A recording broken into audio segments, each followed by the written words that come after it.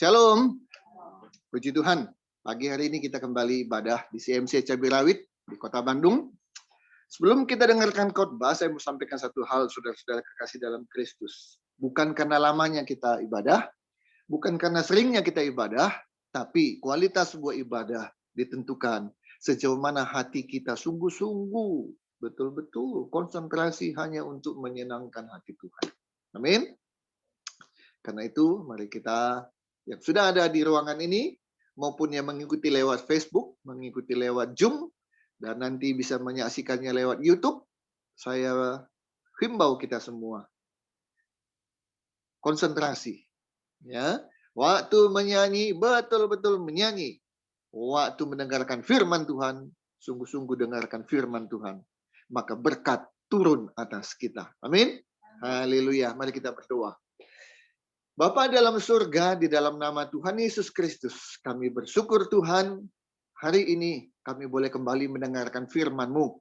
Pakai hamba-Mu untuk menyampaikan apa yang Tuhan ingin kami dengarkan pada hari ini.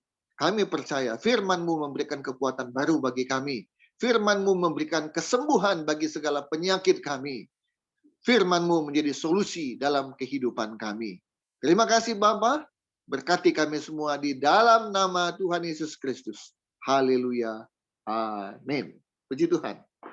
Hari ini kita akan dengarkan khotbah dengan judul Diatur oleh Tuhan atau Mengatur Tuhan. Nah, ini judul khotbah kita.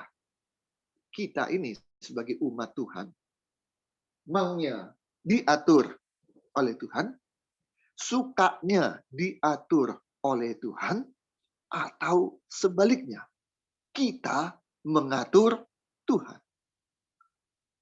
Pujian terakhir yang kita nyanyikan, semua yang baik yang ada dalam diriku, semua apa? Karya Tuhan. Bagaimana kita bisa memiliki kehidupan yang baik? Bagaimana kita bisa mempunyai produksi yang baik? Hasil karya yang baik, apa aja yang kita lakukan semuanya menjadi baik, syaratnya hanya satu. Kalau kita mau diatur oleh Tuhan. Dan mengakui bahwa apa yang kita hasilkan, itu bukan karena aku, bukan karena hebatku, tapi semua apa? Karya Tuhan. Nah, tapi dalam kenyataannya, saudara-saudara kekasih dalam Kristus, yang terjadi apa? Ya. Ini dalam kehidupan kita ini sengaja tidak sengaja, sadar tidak sadar, kita suka mengatur Tuhan. Ini dia problemnya, ini dia masalahnya. Mari kita buka dulu, ada 3 ayat yang kita akan baca. Ya, kita ini diatur Tuhan atau kita justru mengatur Tuhan. Baca Mazmur 23. Mazmur 23.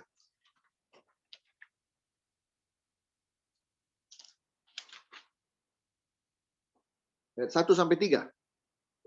Yuk, kita baca sama-sama. Judul berikutnya, Tuhan Gembalaku yang baik. 2, 3. Mazmur Daud.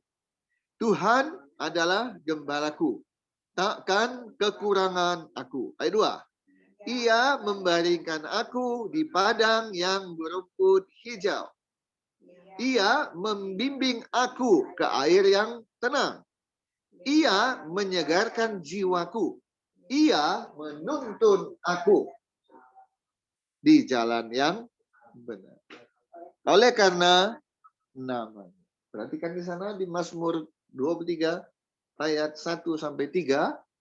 Ia membaringkan, ia membimbing, ia menuntun. Siapa yang membaringkan? Siapa yang membimbing? Dan siapa yang menuntun? Tuhan.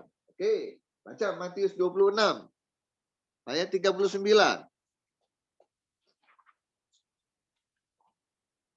Matius 26.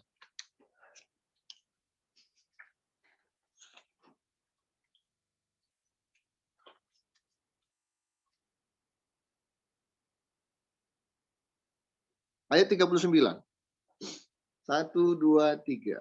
Maka ia maju sedikit, lalu sujud dan berdoa. Katanya, "Ya Bapakku, jikalau sekiranya mungkin, biarlah cawan ini lalu daripadaku. Tetapi janganlah seperti yang kukehendaki, melainkan seperti yang engkau kehendaki." Apa yang engkau kehendaki, itulah yang terjadi, Tuhan. Matius 6 ayat 10. Yuk, Matius 6 ayat 10.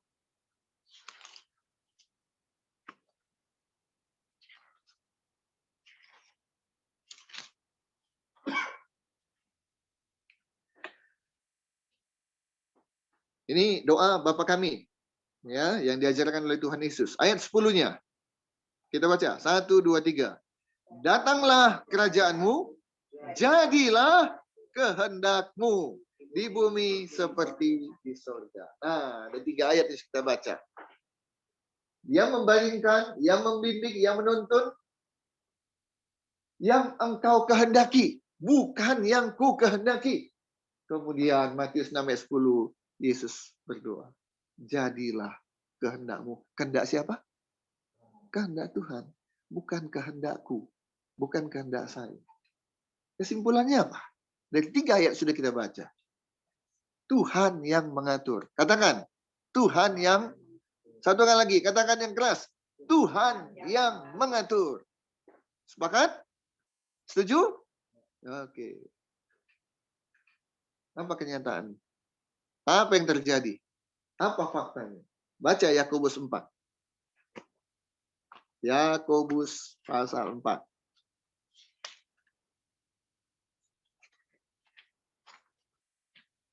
Ayat yang 13. Yakobus 4 ayat 13 berbunyi sebagai berikut. 1, 2, 3.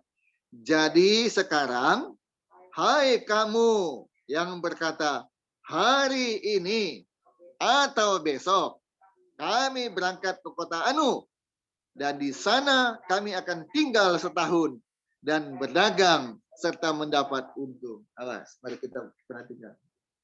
Waktunya kapan? Hari ini atau besok. Siapa yang menentukan itu? Manusia. Kemana kita? Ke kota Anu, ke kota ini, ke kota itu. Siapa yang menentukan? Manusia. Mau apa? Mau berdagang. Berapa lama? Setahun. Untuk apa? Mendapatkan untung. Siapa yang mengatur ini semua? Manusia. Jadi sekarang, hai kamu yang berkata, ayo, manusia yang harusnya diatur oleh Tuhan, tapi sengaja atau tidak, sadar atau tidak, dia yang mengatur sendiri. Dia mau kapan, dia mau kemana, dia mau ngapain, dia mau berapa lama, dia untuk apa, semua dia yang atur. Itu yang terjadi. Itu kenyataannya. Semuanya ditentukan dan diatur oleh diri sendiri. Saudara-saudara yang kekasih dalam Kristus, di dunia ini kita belajar di sekolah, TK, SD, SMP, SMA, kuliah, S1, S2, S3, S-teler, ya. Kita belajar, dan dalam pelajaran manajemen diajarkan tentang perencanaan, ya. Salah satu ilmu dalam merencanakan sesuatu, merencanakan bisnis, merencanakan apa aja dalam kehidupan, terutama bisnis, maka ilmu yang diajarkan adalah prinsip SMART. S-M-A-R-T. Ya. S, bikinlah perencanaan yang simple. M, bikinlah perencanaan yang miserable. Dan sebagainya, dan sebagainya. Pokoknya sudah diajarkan. Supaya perencanaan itu bisa terwujud dan berhasil. Nah, apakah salah? Tidak. Tuhan kasih kita akal pikiran, kita diberikan otak, diberi kesempatan sekolah untuk belajar. Betul. Jadi nggak salah. Kita harus punya perencanaan yang baik. Ada kata-kata bijak yang berbunyi begini. Gagal dalam merencanakan sesuatu sama dengan merencanakan sebuah kegagalan. Kalau kamu buat perencanaan buruk, maka engkau sedang merencanakan sesuatu yang buruk. Jadi jangan gagal dalam membuat perencanaan. Karena perencanaan yang baik, itu kata-katanya, 50% sudah berhasil. Nah, itu pentingnya perencanaan. Nah, begitu kita diajarkan. Sekali lagi saya bertanya, apakah itu salah? Tidak. Lah, lantas orang yang sudah punya perencanaan, waktunya sudah direncanakan bukan besok, tapi lusa. Bukan lusa, tapi minggu depan. Tanggalnya sudah ditentukan. Kenapa? Karena begini. Semua sudah diperhitungkan. Kemudian kemana? Kenapa ke kota A? Kenapa bukan ke kota B? Karena di kota A begini, di kota B begitu. Semua sudah diperhitungkan. Semua sudah diteliti. Ya. Kemudian, mau ngapain kita? Kenapa kita berdagang? Kenapa kita nggak berpolitik? Kenapa kita nggak sosial? Kenapa harus berdagang? Semua sudah diperhitungkan. Ya. Berapa lama? Kenapa nggak sebulan? Kenapa nggak 6 bulan? Kenapa setahun? Semua sudah diperhitungkan. Untuk apa? Dapat untung. Itu tujuan akhirnya. Semua sudah dipersiapkan dengan baik. Salahkah? Nah, di ayat 13, jadi sekarang hai kamu yang berkata, hari ini atau besok kami mau berangkat ke kota Anu, dan di sana kami akan tinggal setahun dan berdagang serta dapat untung. Ayat 14, sedang kamu tidak tahu apa yang terjadi besok. Apakah arti hidupmu? Hidupmu sama seperti uap yang sebentar saja kelihatan lalu lenyap. Ayat 15. Sebenarnya kamu harus berkata seperti apa? Jika Tuhan mengkehendakinya, kami akan hidup dan berbuat ini dan itu. Ini dia kuncinya, saudara. Kuncinya selalu 3 kata. Apa itu? Ora et labora. Ora apa? Berdoa. Et dan labora bekerja. Mana duluan? Ora et labora. Berdoa dan bekerja. Mana yang nomor 1 dan mana yang nomor 2? Yang nomor 1 apa? Berdoa. Baru nomor 2? Bekerja. Jangan dibalik. Tidak pernah kita dengarkan labora et ora.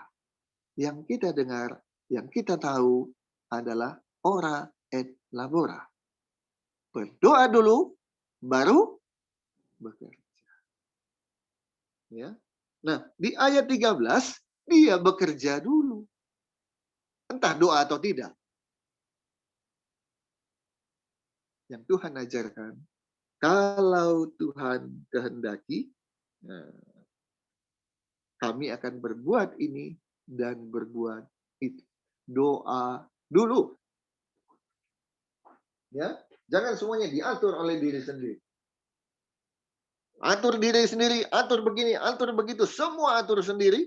Bahkan nyaris tidak pernah tanya Tuhan, tidak minta berkat Tuhan, tidak minta petunjuk dari Tuhan.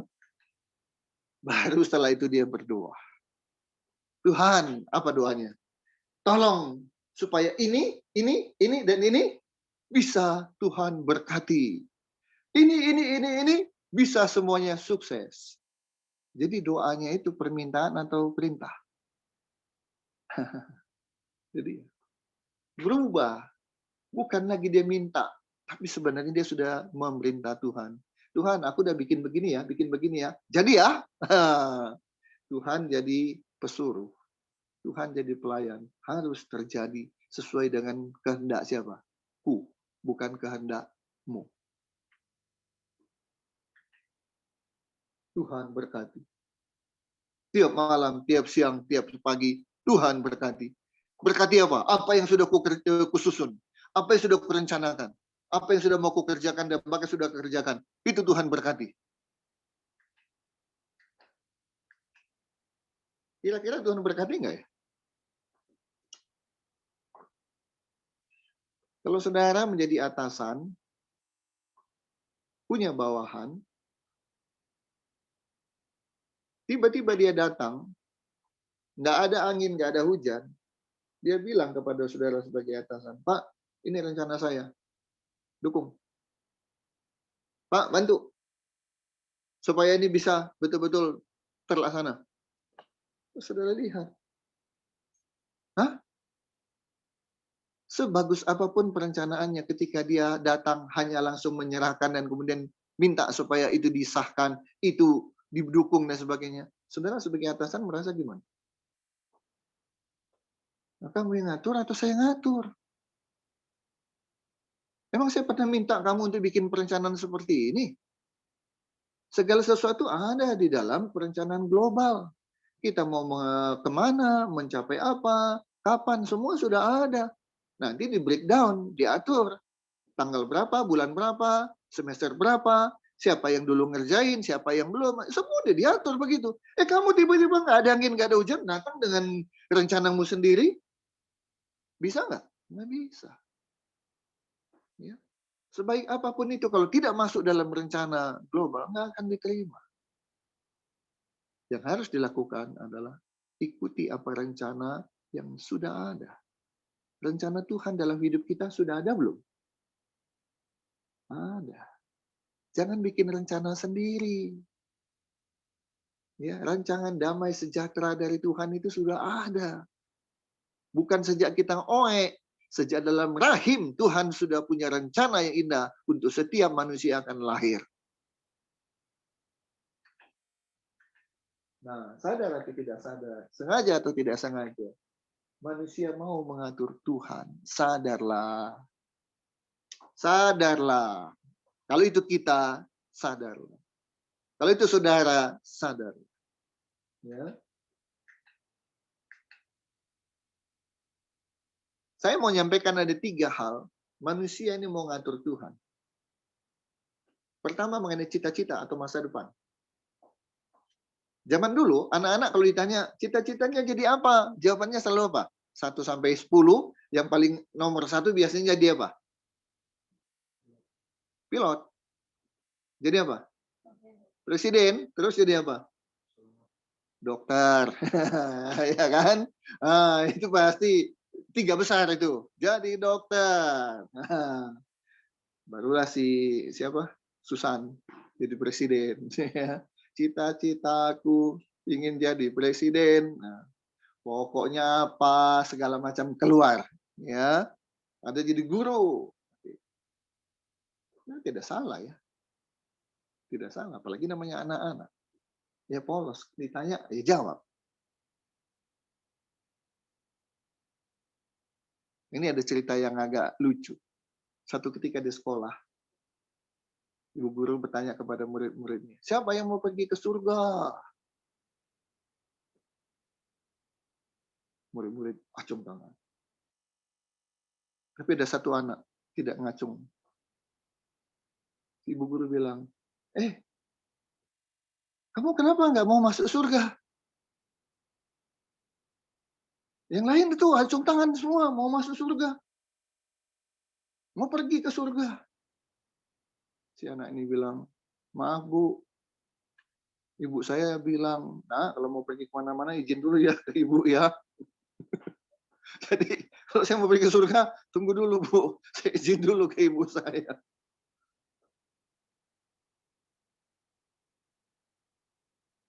Itu anak-anak kan, dengan kepolosannya.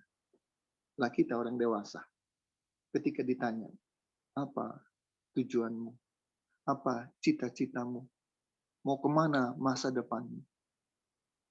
Ada juga, mungkin bahkan banyak, yang seperti anak kecil, langsung ngomong, mau ini, mau itu, mau bikin ini, mau bikin itu, perencanaan ini, perencanaan itu. Tapi hari ini kita belajar.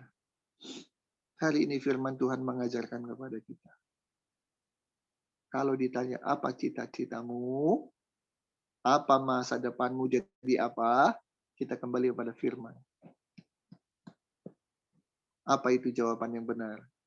Jadilah sebagaimana yang Tuhan kehendaki untuk hidupku. Karena Tuhan punya rencana dalam hidupku. Maka tugas kita adalah mencari tahu apa yang Tuhan mau untuk kita lakukan dalam hidup kita. Itu yang benar. Bukan cari tahu saya sukanya apa. Pengen tahu, tanya ibu, tanya bapak. Pengen jadi apa, Pak? Pengen jadi tentara? Saya masuk tentara. Pengen jadi guru? Saya akan jadi guru. Bukan keinginan saya, bukan keinginan orang tua saya, bukan juga keinginan calon suami atau calon istri saya, tapi apa yang dikehendaki oleh Tuhan, maka itu yang akan kulakukan. Sayangnya, saudara kekasih dalam Kristus, sedikit sekali orang yang mau tahu dengan cara tanya pada Tuhan, Tuhan, apa yang kau kehendaki untuk aku lakukan dalam hidupku? Ya, mari kita belajar memperbaiki. Bukan kehendakku, bukan keinginanku, bukan cita-citaku, bukan masa depanku, tapi semuanya apa yang Tuhan mau. Kedua, jodoh. Kita ngatur Tuhan. Inilah jodohku Tuhan. Bukan yang itu, bukan yang itu, bukan, tapi yang ini. Kenapa? Karena dia cantik, karena dia ganteng, karena dia begini, karena dia begitu. Semua ditentukan oleh mata, ditentukan oleh rasa, ditentukan oleh pikiran. Tidak pernah bertanya, Tuhan, yang mana jodohku? Enggak. Kita yang mau ngatur sendiri. Mau menikah dengan siapa? Kita yang menentukan. Orang tua bilang, jangan. Kita nggak seiman dengan dia. Enggak, nanti dia bisa bertobat. Bertobat dulu baru seiman. Bukan menikah dulu baru bertobat. Kebanyakan, yang kita sudah tahu, terjadi perceraian. Yang pertama, kita mengatur Tuhan lewat cita-cita kita. Yang kedua, kita mengatur Tuhan lewat jodoh kita. Yang ketiga, kita mengatur Tuhan lewat bisnis kita. Ini bagus nih bisnis ini. Nanti akan begini. Kalau sudah begini, merembet ke sini, hasilnya akan menjadi seperti ini. Dan kalau sudah berhasil, puji Tuhan, saya akan bersyukur kepada Tuhan. Itu kayak rohani. Tapi semuanya diatur oleh pikiran sendiri. Apa yang terjadi? Gagal. Kemudian dia bilang, Tuhan, apa yang salah? Kenapa bisa gagal, Tuhan? Aku sudah berdoa. Iya, berdoa. Bukan minta Tuhan, tapi perintah Tuhan. Kalau mau berdoa, berdoa di awal. Bukan di tengah, apalagi di akhir. Jangan atur Tuhan lewat pilihan-pilihan bisnis kita. Dengan perencanaan-perencanaan bisnis kita. Ubah itu dengan berdoa dulu, baru berbisnis. Jangan bilang, Tuhan tahu apa soal bisnis. Tuhan kan tukang kayu waktu di dunia. Jangan berani-berani bilang itu. Tuhan itu tidak hanya tahu, tapi maha tahu. Tuhan itu tidak hanya kuasa, tapi maha kuasa. Tuhan bukan cuma bisa, tapi dia maha bisa. Jadi jangan anggap sepele dengan Tuhan. Dengarkan firman Tuhan hari ini. Bertobatlah. Sadarlah dan baliklah. Lakukan doa dulu. Tidak ada kata terlambat. Ya, tidak ada kata terlambat. Mari kita buka Nehemia.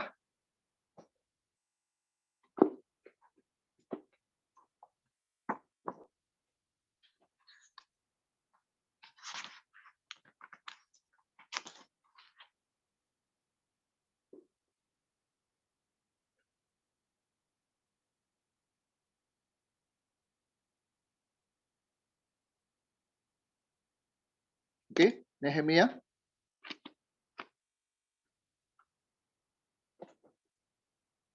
pasal 2 ayat 4. Nehemia pasal 2 ayat 4. Kita baca sama-sama. 2, 3. Lalu kata raja kepadaku, jadi apa yang kuinginkan? Apa ya? Maka aku berdoa kepada Allah semesta langit. Nah,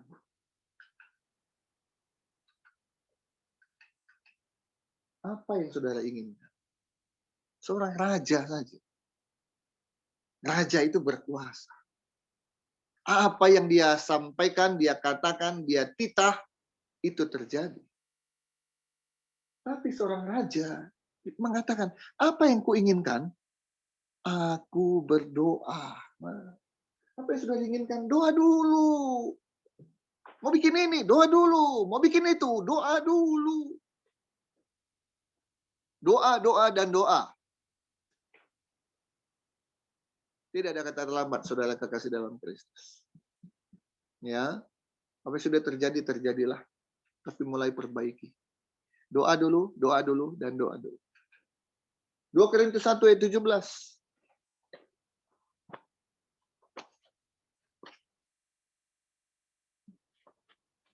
2 Korintus pasal 1 ayat 17.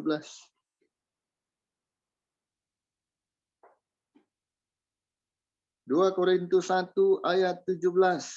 Jadi 1, 2, 3. Jadi adakah aku bertindak serampangan dalam merencanakan hal ini? Atau adakah aku membuat rencanaku itu menurut keinginanku sendiri? Sehingga padaku serentak terdapat ya dan tidak. Rasul Paulus berkata, apakah aku akan bikin rencana yang sembarangan?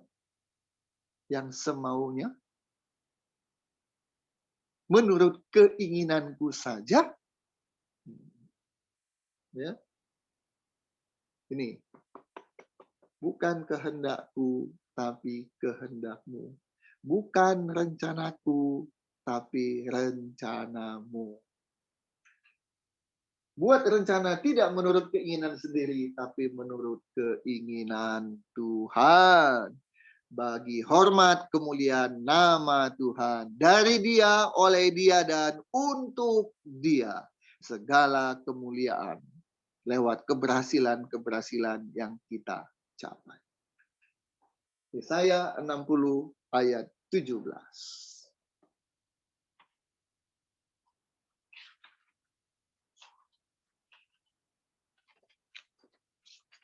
Yesaya 60 ayat 17.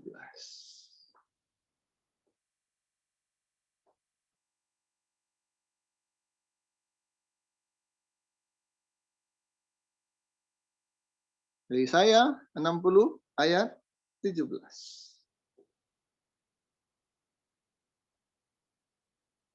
1, 2, 3. Sebagai ganti tembaga, aku akan membawa emas. Sebagai ganti besi, aku akan membawa perak.